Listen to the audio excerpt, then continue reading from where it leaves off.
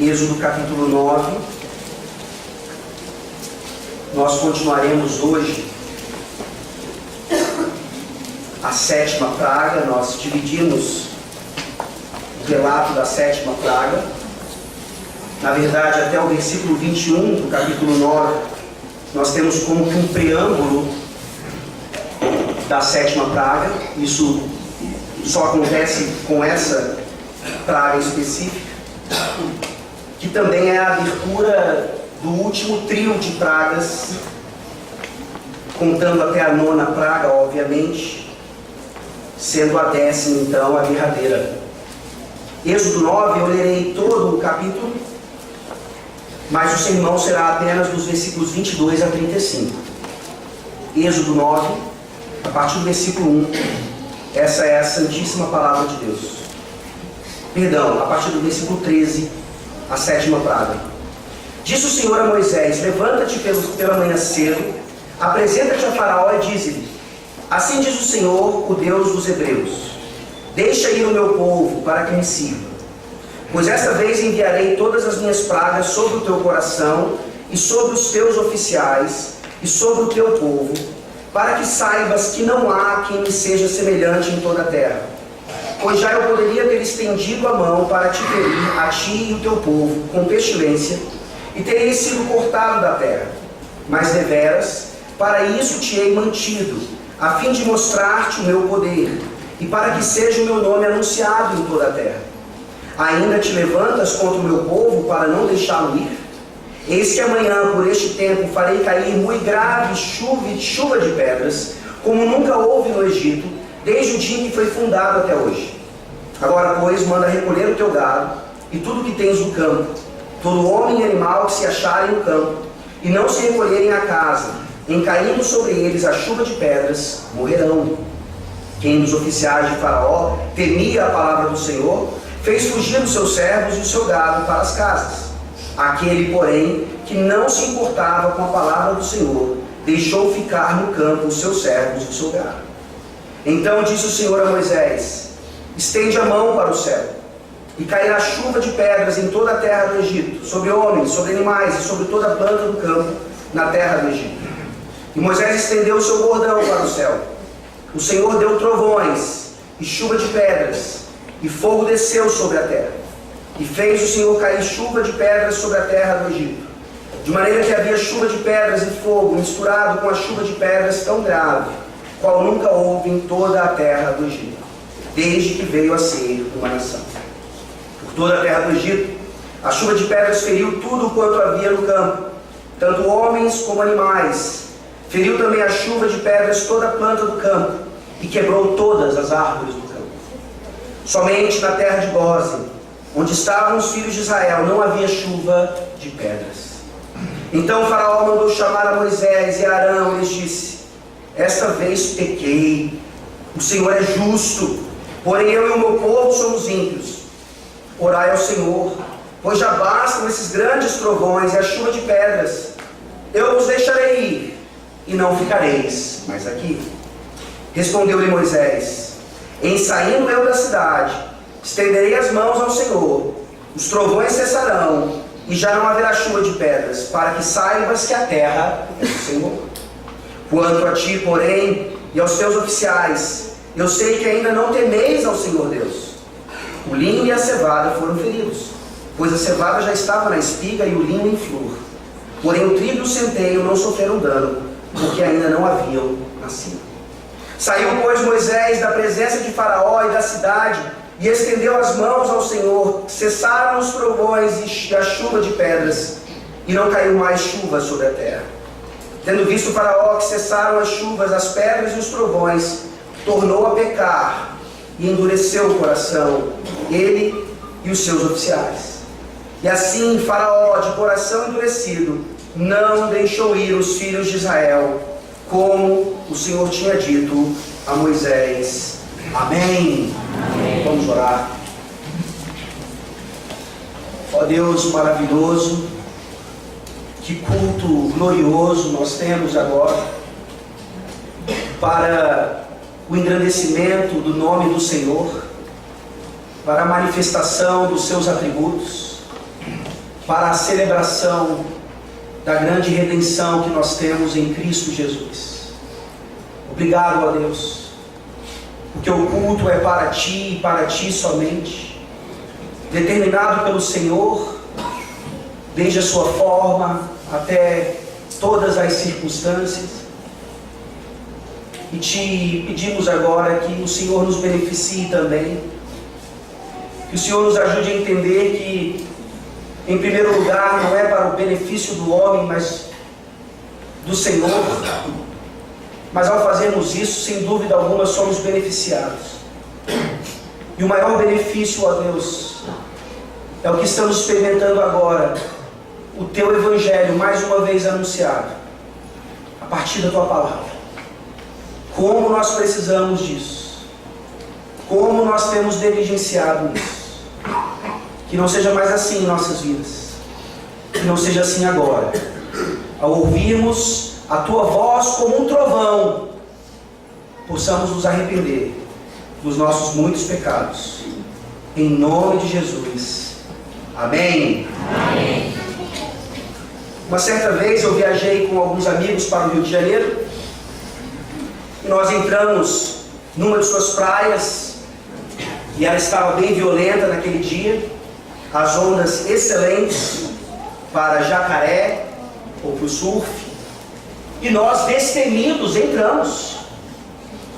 Um de nós tinha uma prancha de surf e isso nos deu um pouquinho mais de segurança. Caso alguma coisa acontecesse, ele poderia ser o nosso salva-vidas. E depois de algum tempo ali, enfrentando as ondas, levando muitos caixotes, e ainda assim destemidos, porque éramos jovens e homens, aquele mar nada poderia nos causar. Nós olhamos para um dos nossos amigos e ele estava meio que boiando assim, ali na praia, na beirada, né? Onde o mar é um pouco mais raso. E o nosso amigo com a prancha foi até ele então e perguntou assim: rapaz, por que você não sai? Você está aí em dificuldades, está até chegando ao desespero. E a resposta dele foi: eu estou tentando sair desde a hora que eu entrei. Essa é a força do mar para destemidos como nós. É aquela onda, aquela primeira onda que não nos dá apenas o caixote, mas nos leva um pouquinho mais para fundo, desafiando a nossa própria vontade, e nós mesmo assim insistimos em ali permanecer, porque somos corajosos. Você já quase morreu no mar?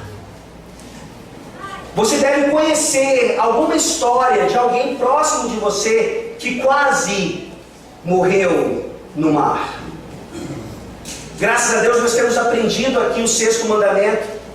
E uma aplicação clara disso é: sim, podemos entrar no mar, mas até onde Ele nos deixa entrar.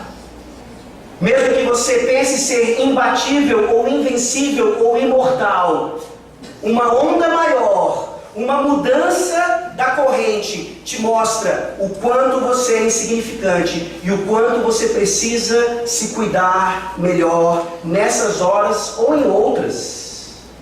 Não importa quão destemido você seja. Se você não respeitar as regras das correntes do mar, você vai morrer. Você vai no mínimo se afogar e precisar que alguém venha lhe resgatar. Sem dúvida alguma, nós respeitamos o mar. Nós chegamos a uma praia violenta e nós sabemos que não podemos entrar ali de qualquer maneira. Por que nós respeitamos o mar?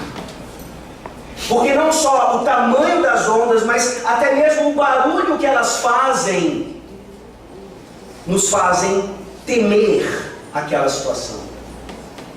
Meu pai dizia que quando eu era pequeno, quando a gente passava pelas praias, eu dizia: praia do barulho. É a praia do barulho. A praia que faz barulho. Barulhos certamente que nos ajudam então a não correr riscos desnecessários. E mesmo assim, nós acabamos por fazer. Isso aqui não diz respeito a ondas perigosas ou barulhentas, Mas isso aqui que nós acabamos de ler diz respeito a um Deus perigoso e muito barulhento. Quanto risco você tem corrido diante desse Deus? Por mais destemido que você seja, nós vimos na semana passada, ele pode acabar com a sua vida num piscar de olhos. O contexto do final de Êxodo 9 é exatamente esse.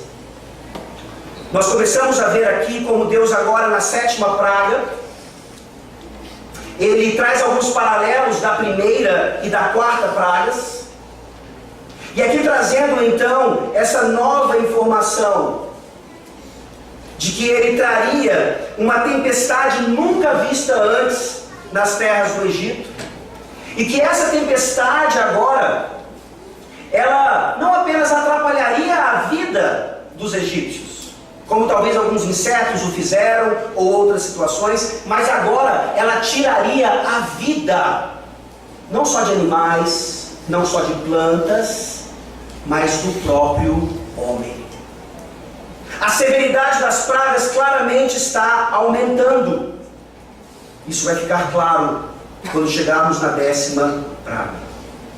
E aqui então, tudo isso nos prepara exatamente para o que Deus realmente intencionava naquela 7ª praga, na chamada chuva de pedras ou de granizos, granizos grandes, pesados, duros, para quebrar corações duros, que ainda de forma destemida se recusam a respeitar e a se ajoelhar diante do Senhor Todo-Poderoso. Nessa 7ª praga, então, na continuidade dela, nós vemos que Yahvé manifesta a sua ira pelos fenômenos da natureza, para que o temamos e alcancemos misericórdia. Um tsunami acontece, uma onda inesperada no mar acontece, debaixo da mão poderosa de Deus, não para que nós apenas temamos e respeitemos a natureza, mas principalmente para que o temamos e alcancemos misericórdia.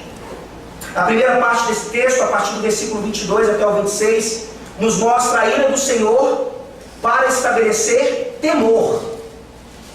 Isso já tinha ficado claro nos últimos versículos da primeira parte da 7ª praga. Os versículos 20 e 21 nos falavam de que alguns servos de Faraó, oficiais de Faraó, temeram a palavra e obedeceram, enquanto outros não se importavam com a palavra e desobedeceram. Mas nós vimos ali como aquele temor, ele não era completo.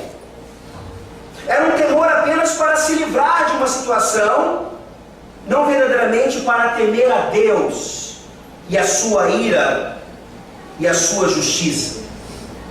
Então aqui, o desenvolvimento da praga é exatamente para mostrar como vai o nosso temor, como vai o seu temor diante de Deus.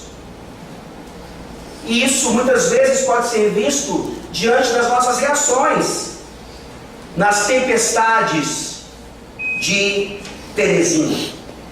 Como é que você reage quando chove muito e as ruas ficam alagadas e juntamente com a água vem muitos trovões e além disso a energia vai embora? Como é que você reage? As crianças, nós sabemos, elas muitas vezes vêm correndo para nós, nos abraçam, bum, trovão, está acabando o mundo. Mas e você, adulto? Você é destemido? Tem uma lagoa ali na Kennedy, mas o seu carro é 1.6 e você vai passar pela lagoa. E quando você menos espera, o seu carro está ali com o motor cheio de água e você tendo que comprar um outro carro ou pagar muito dinheiro para o conserto dele. Quão destemido você é diante das tempestades em Teresina. Todas as vezes, meus irmãos, que chove e muito, com trovões, que causam inclusive alagamento na cidade, saiba que por trás de tudo isso existe uma necessidade de temor ao Deus da chuva, que é Yahvé, ao Deus dos trovões, que não é Thor, mas é Yahvé, ao Deus das inundações, que não é Rapi, aquele que nós vimos aqui, um Deus egípcio, mas sim Yahvé. As pragas estão agora ficando cada vez mais críticas, exatamente para demonstrar quem nós devemos temer de fato. E é fácil nós temermos apenas a criatura, é fácil nós temermos apenas o piolho, é fácil nós temermos apenas a mosca, é fácil nós temermos apenas aquilo que diretamente nos causa algum dano. Mas nós nos esquecemos de temer ao Senhor. Abra sua Bíblia, por favor, em Mateus capítulo 10.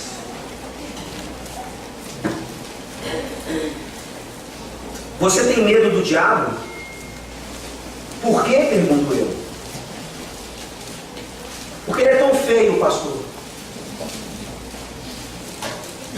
Isso não deveria ser motivo para o seu medo do diabo. Mateus 10, versículo 28. Jesus diz claramente: não temais os que matam o corpo e não podem matar a alma. Temei antes aquele que pode fazer perecer no inferno tanto a alma como o corpo. Vocês sabem quantos cristãos ainda leem esse versículo e acham que esse versículo está falando do diabo? Acham que esse versículo está falando que aquele que pode fazer perecer no inferno a alma como o corpo é Satanás? Não!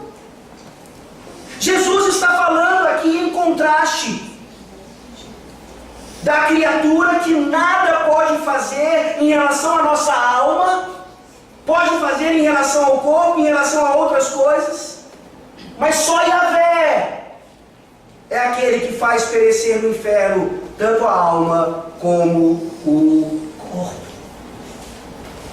Quando você olha para um grande terremoto que aniquila a vida de milhares de pessoas em algum lugar do mundo, qual é a primeira coisa que vem à sua cabeça? Lá vai Satanás fazendo mais uma de suas obras.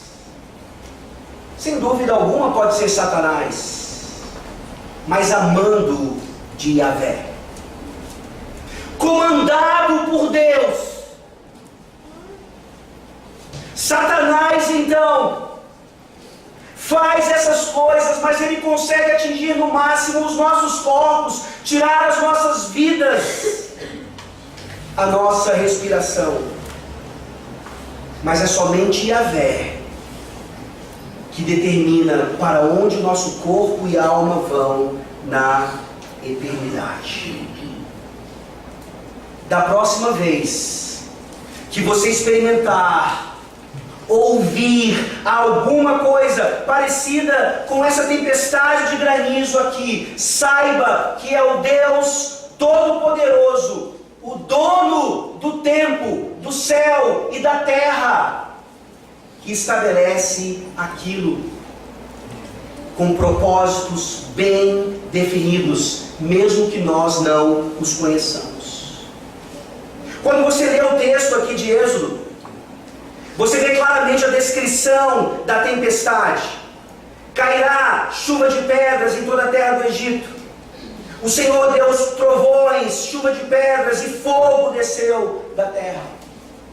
E quando nós olhamos para esse detalhe dos trovões, vocês sabem por que trovões até hoje nos assustam, mesmo nós adultos? Porque trovões não são explicados meramente cientificamente. Existe uma razão científica para relâmpagos acontecerem e depois o som que eles fazem, mas porque quando nós olhamos para as Escrituras Sagradas, nós vemos que essa imagem do trovão, ela está diretamente ligada à voz do Senhor. Vocês se lembram ali no Monte Sinai, quando Deus está falando, o povo diz: não, não, Moisés, fala conosco, por favor, nós não podemos mais ouvir esses trovões, essa voz que vai acabar conosco. Não era meramente a questão do barulho ou ser muito alto, é porque ali Deus estava manifestando a sua ira contra o pecado, mas é exatamente nessa voz onde havia também a possibilidade de salvação e de proteção da própria tempestade ou da própria voz. Você ouve a voz de Deus nos trovões. Quanto mais nós precisamos ouvir a voz de Deus na pregação da palavra.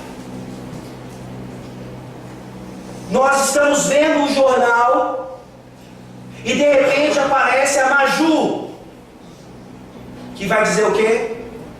40 graus em Teresina, amanhã vai chover, possivelmente. E aí faz 32 graus e não chove. O quanto nós podemos confiar na meteorologia?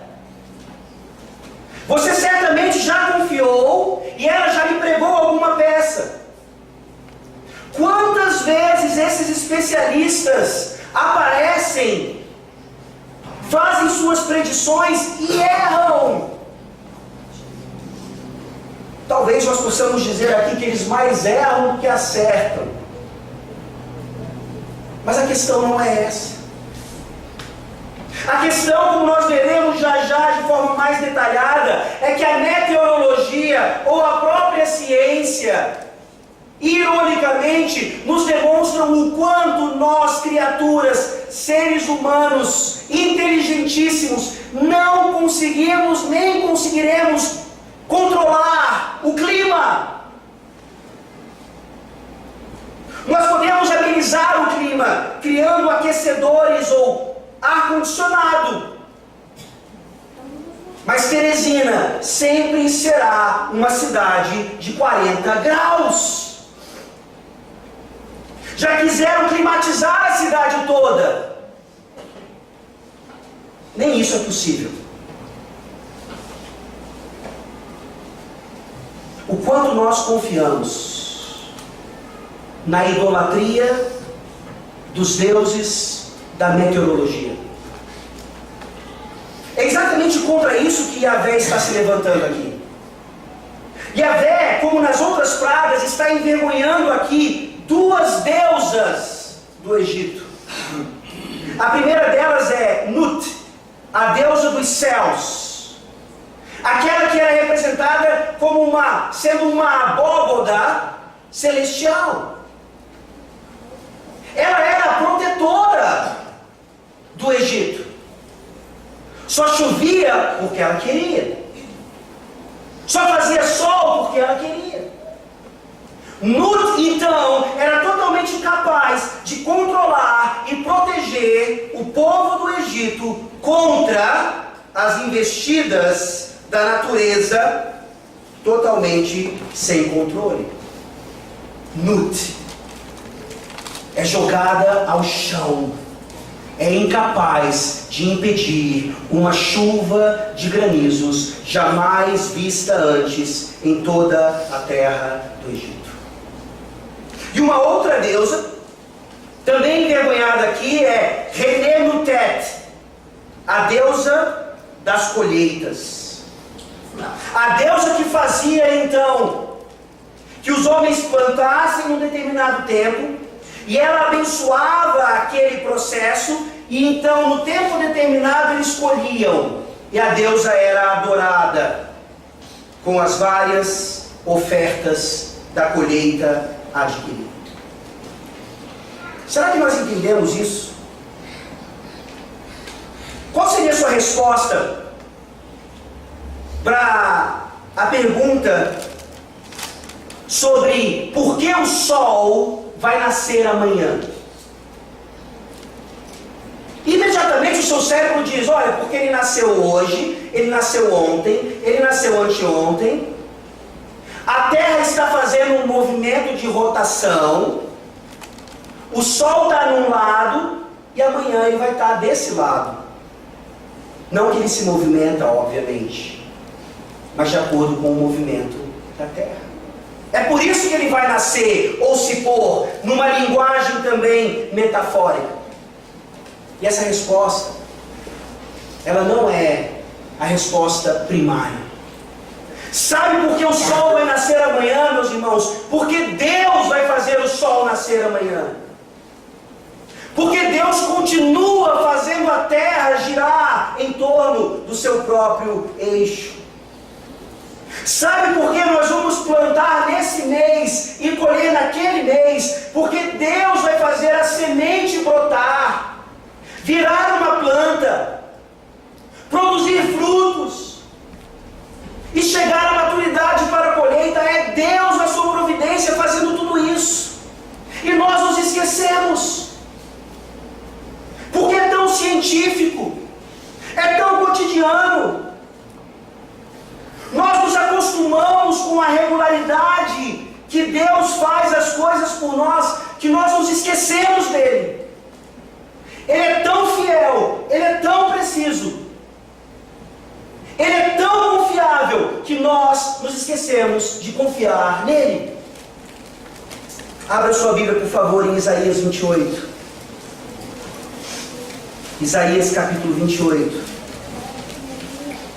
Olha que texto magnífico.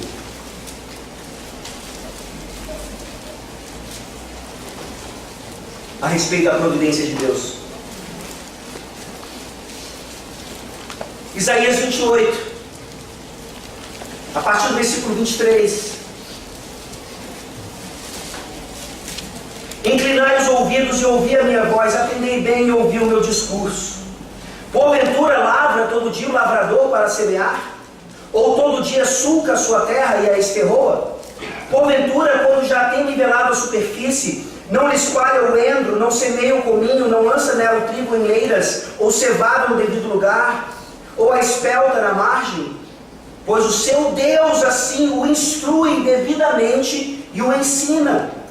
Porque o endro não se trilha com instrumento de trilhar, nem sobre o cominho se passa a roda de carro, mas com vara se sacode o endro e o cominho com pau. Acaso é esmiuçado o cereal? Não. O lavrador nem sempre o está debulhando, nem sempre está fazendo passar por cima dele a roda do seu carro e os seus cavalos. Também isso procede do Senhor dos Exércitos.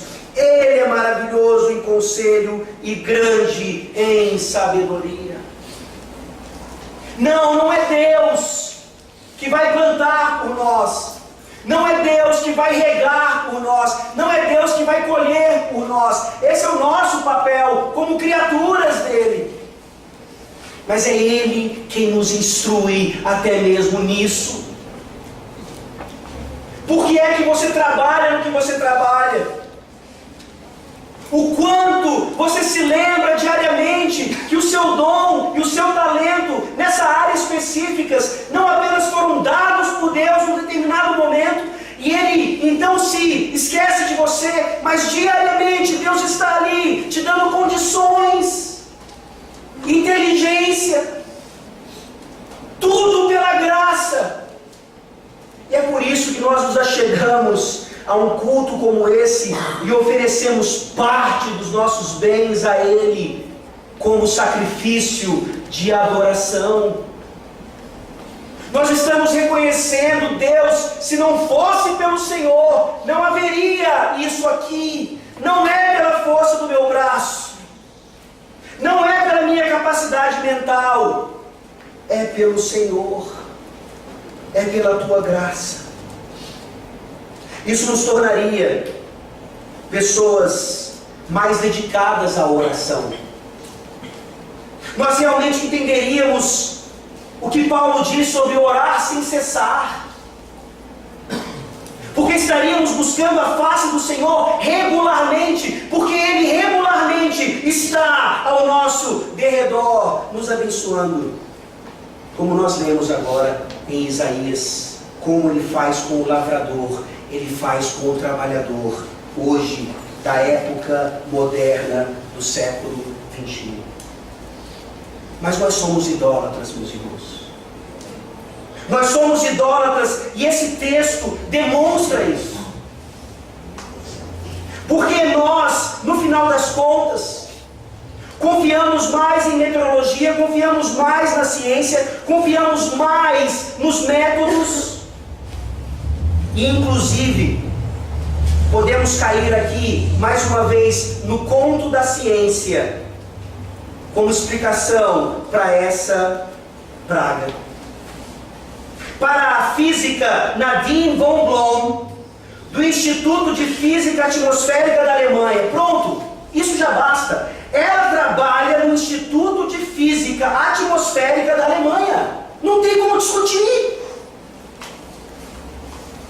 Ela é da UFP, vai da UESP, ok, de alguma faculdade particular, Ela é do Instituto de Física Atmosférica da Alemanha.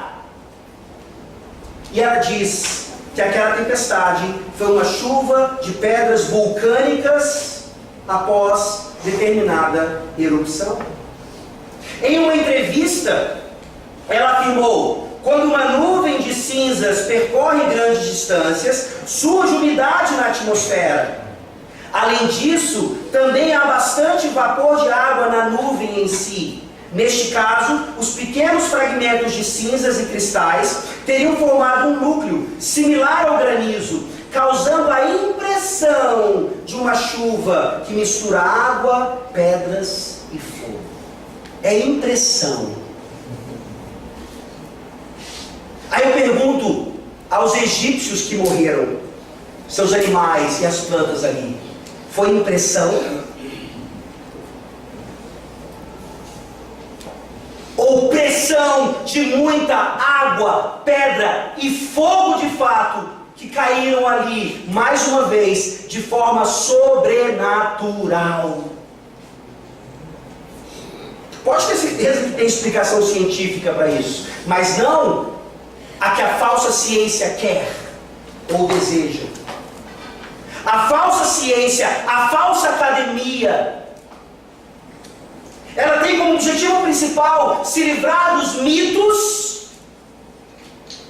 e levar o homem o conhecimento das coisas a partir do homem e nada mais. Yahvé é um mito, a Bíblia é um mito, as pragas foram mitológicas. Se aconteceram de fato, há explicações científicas a isso. Mais uma vez, essa física desse instituto alemão não consegue explicar porque, como nós lemos aqui no versículo 26, Gósen foi preservada.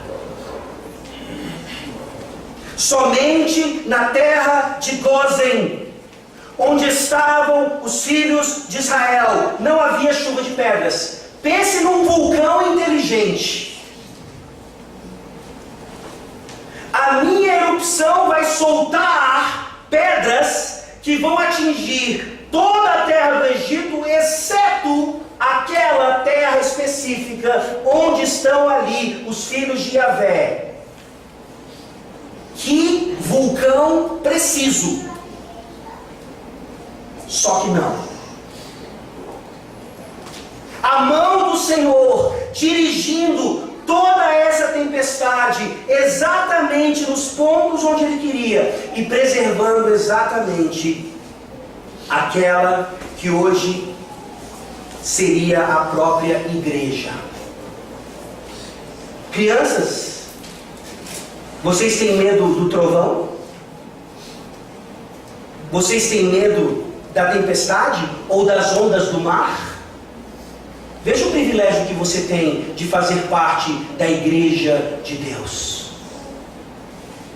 Veja o privilégio que você tem, não apenas de participar domingo de manhã de um departamento infantil, onde você aprende histórias da Bíblia.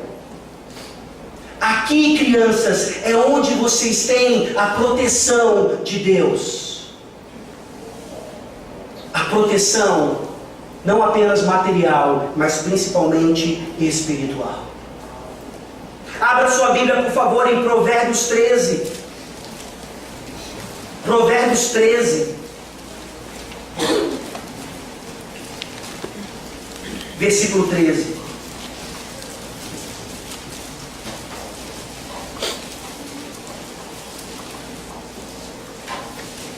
Provérbios 13, versículo 13. Diz assim: o que despreza a palavra, a ela se apenhora, mas o que teme o mandamento será galardoado. O que teme o mandamento é presenteado. O que teme o mandamento claramente receberá do Senhor as consequências de suas promessas. Temer ao mandamento, temer a palavra de Deus, temer ao próprio Senhor, já é o nosso maior galardão. E foi exatamente isso que faltou a Faraó e a muitos egípcios, e que falta também a muitos que já fazem parte da atual Gósen. Nós estamos aqui protegidos, nós estamos aqui totalmente garantidos pela obra do Senhor, e nós ainda insistimos em não temê-lo acima de todas as coisas. A ira do Senhor, então, manifestada aqui nesse fenômeno natural, nos leva ao temor a Ele. E esse é o nosso segundo ponto. A ira do Senhor para estabelecer misericórdia. A ira do Senhor não apenas estabelece temor, mas a ira do Senhor, em última instância, estabelece misericórdia. Leamos mais uma vez os versículos 27 a 35. Então o Faraó mandou chamar a Moisés e a Arão e lhes disse: esta vez pequei, o Senhor é justo, porém eu e o meu povo somos ímpios. Orai ao Senhor, pois já bastam estes grandes trovões e a chuva de pedras, e eu vos deixarei ir, e não ficareis mais aqui. Respondeu-lhe Moisés: em saindo eu da cidade, estenderei as mãos ao Senhor, os trovões cessarão, e já não haverá chuva de pedras, para que saibas que a terra é do Senhor. Quanto a ti, porém, e aos teus oficiais, eu sei que ainda não temeis ao Senhor Deus. O linho e a cevada foram feridos, pois a cevada já estava na espiga e o linho em flor. Porém o trigo e o centeio não sofreram dano, porque ainda não haviam nascido. Saiu, pois, Moisés da presença de Faraó e da cidade, e estendeu as mãos ao Senhor. Cessaram os trovões, a chuva de pedras, e não caiu mais chuva sobre a terra. Tendo visto Faraó que cessaram as chuvas, as pedras e os trovões, tornou a pecar e endureceu o coração, ele e os seus oficiais. E assim Faraó, de coração endurecido, não deixou ir os filhos de Israel, como o Senhor tinha dito a Moisés. Então será que Faraó aqui finalmente entendeu a mensagem? Será que ele está clamando por misericórdia? Será que ele realmente confessa os seus pecados e os do povo também? As palavras parecem dizer isso. Nós ficamos alegres, num certo sentido, ao ouvir Faraó pela primeira vez admitindo alguma coisa. Mas o texto continuou e nos mostrou que não é o caso. O texto vem nos mostrar mais uma vez aquele velho problema que acontece em nossas vidas repetidas vezes. A falta de um arrependimento verdadeiro. Quando alguma coisa acontece em nossas vidas, ou uma tempestade física, ou uma tempestade metafórica, nós recorremos a Deus, nós recorremos à igreja, nós fazemos promessas, e quando a calmaria vem, nós nos esquecemos daquilo que nós prometemos. O que é um arrependimento verdadeiro? Não é apenas com palavras, mas eu estou confessando o meu pecado. Não está, porque a sua boca não está falando do que está cheio o seu coração. Você está falando aquilo da boca para fora, você está usando as palavras certas. Mas o que é o arrependimento verdadeiro, então? É aquele que confessa o pecado, não apenas por causa das consequências do pecado. Nós já tratamos disso aqui. Você já aprendeu talvez até que a sua doença diga respeito a um pecado não confessado. E aí você diz, cadê então? Para que eu consigo confessar esse pecado para me livrar logo dessa doença? E a confissão de pecados, que traz benefícios assim, ela é verdadeira quando eu estou confessando porque eu sei que eu feri a santidade de Deus, eu transgredi a sua lei, e eu não quero mais fazer isso. Isso não apenas me traz malefícios, mas isso traz uma quebra de relacionamento ou comunhão com Deus. Esse é o meu maior problema. A Bíblia está cheia de histórias de remorso, mas a Bíblia ensina que remorso não é arrependimento. Vocês conhecem a história de Martinho Lutero?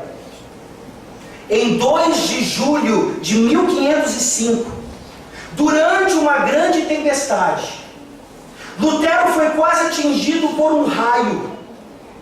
Diante da perspectiva da morte, ele clamou a Santa Ana e prometeu se tornar monge caso sobrevivesse.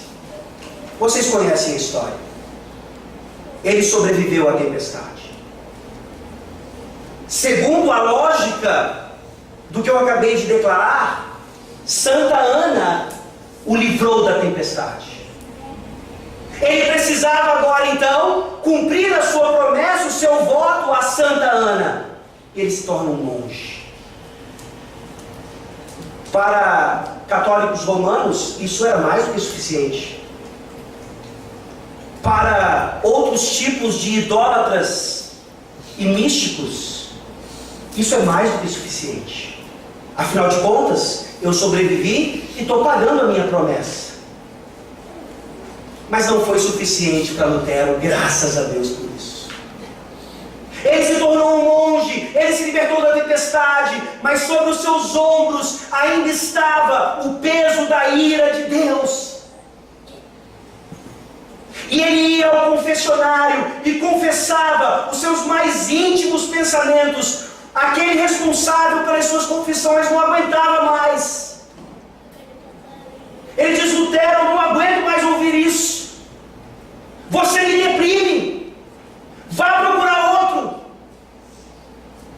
E Lutero queria então uma libertação, não apenas de uma tempestade física, mas da tempestade espiritual, até que um dia ele achou no Espírito Santo, por meio da palavra, o arrependimento verdadeiro.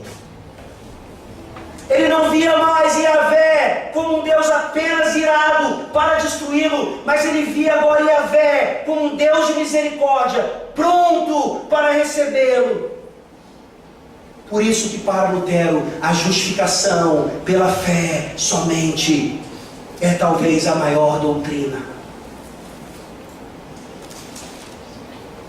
Por que é que você busca a face de Deus?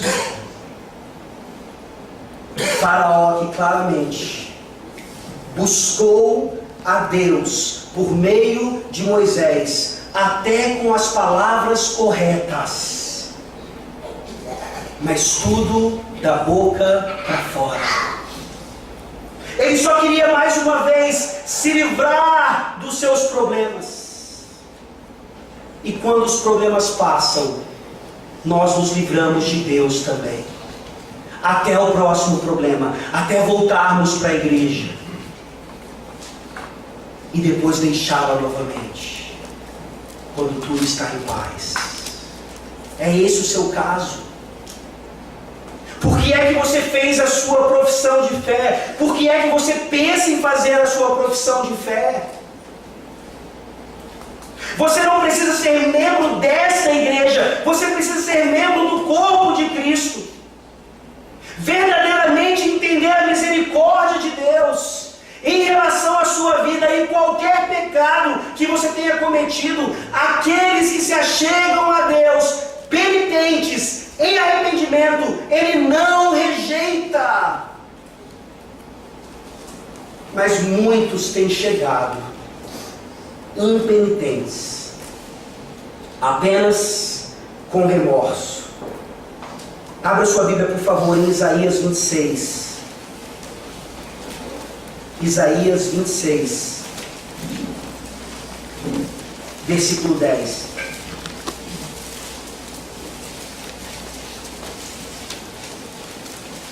Olha o peso desse texto. Isaías 26, 10. Ainda que se mostre favor ao perverso, nem por isso aprende a justiça. Até na terra da retidão ele comete a iniquidade e não atenta para a majestade do Senhor. Esse é o ponto. Nós estamos aqui nessa manhã, não apenas para nos livrar dos nossos problemas, mas para atentarmos para a majestade de Yahvé. A majestade de Yahvé, percebida por meio da palavra, por meio dos fenômenos da natureza, por meio da revelação plena em Cristo Jesus. O final aqui da praga mostra claramente isso. Moisés diz que a chuva vai parar.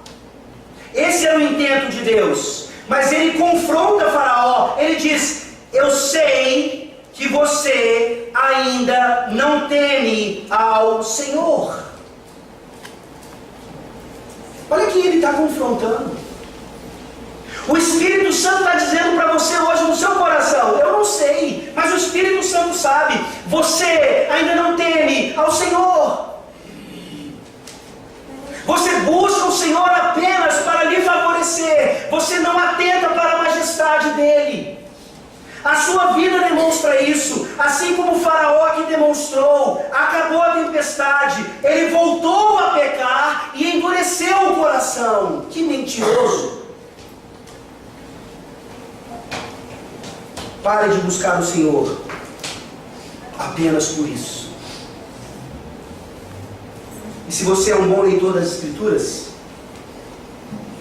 você certamente ficou curioso a respeito dos versículos 31 e 32, que na sua Bíblia devem estar entre parênteses. Parece não fazer sentido algum a narrativa. Se não estivessem aqui, não fariam qualquer diferença até o momento em que eu preguei essas coisas, mas graças a Deus eles estão aqui.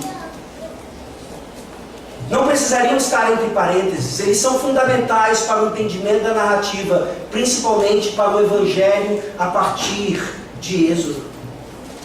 O que os versículos 31 e 32 estão dizendo? O linho e a cevada foram feridos, pois a cevada já estava na espiga e o linho em flor. Porém o trigo e o centeio não sofreram dano, porque ainda não haviam nascido. Algumas lições fantásticas desses dois versículos. A primeira delas é que claramente você tem a noção ainda de destruição e preservação. Parece que aquela tempestade destruiria tudo de fato, devido à sua amplitude e à sua gravidade, mas Gósen foi preservada. E aqui, alguma parte da vegetação também, por esses detalhes específicos. É mais ou menos o que nós vemos lá em Gênesis capítulo 3, quando Deus está punindo o pecado. Ele pune o pecado na mulher, na serpente em primeiro lugar, depois da mulher e finalmente no homem. Quando nós lemos aqueles textos, parece que só há maldição ali, só há punição, mas nós vemos no meio de tudo aquilo graça, promessa, preservação. Olha o que está acontecendo aqui: destruição, mas preservação. Destruição, aniquilamento, mas salvação e redenção. E por que um tipo de planta e outro não?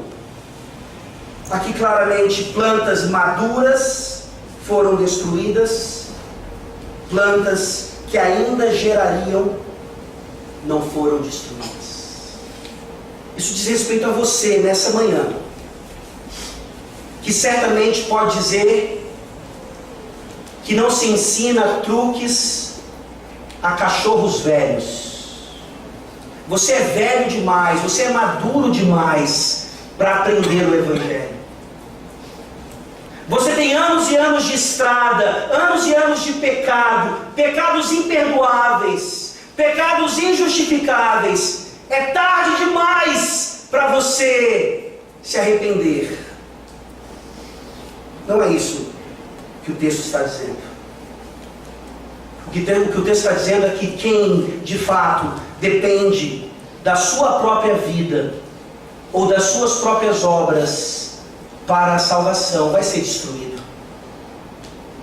Mas quem reconhece, como Lutero reconheceu, que a misericórdia é fruto da graça, mediante a fé somente, e isso vem do Senhor e de mais ninguém, essa pessoa é como uma planta que ainda não havia nascido, ainda vai produzir muito.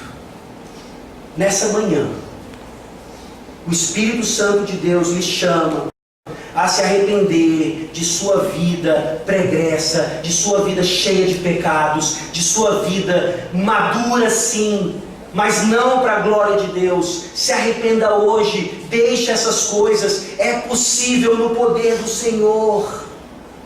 Sabe por quê? Porque aqui esses dois versículos nos apontam exatamente para a cruz de Cristo. O que é que você tem na cruz de Cristo?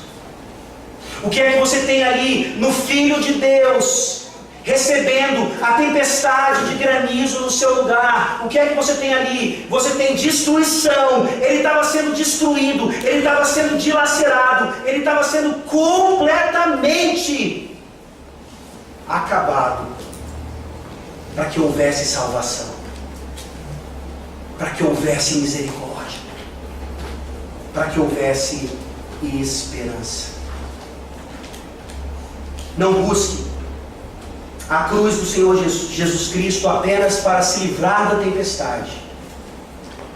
Busque-o para alcançar a misericórdia do Senhor e atentar para a sua majestade. Vamos orar.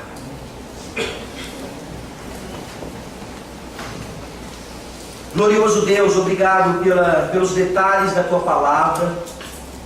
Obrigado que a gente tenha a possibilidade de lê-la, entendê-la e principalmente aplicá-la em nossas vidas pelo poder do Teu Santo Espírito. Ó Senhor, da mesma forma que o Senhor fez com Lutero, faça com tantos outros aqui, que até buscam a salvação, mas por meios errados, que nessa manhã eles entendam de uma vez por todas que a salvação é pela fé somente, e que o Senhor salva o pior dos pecadores por meio de Jesus Cristo. É no nome dele que nós oramos. Amém.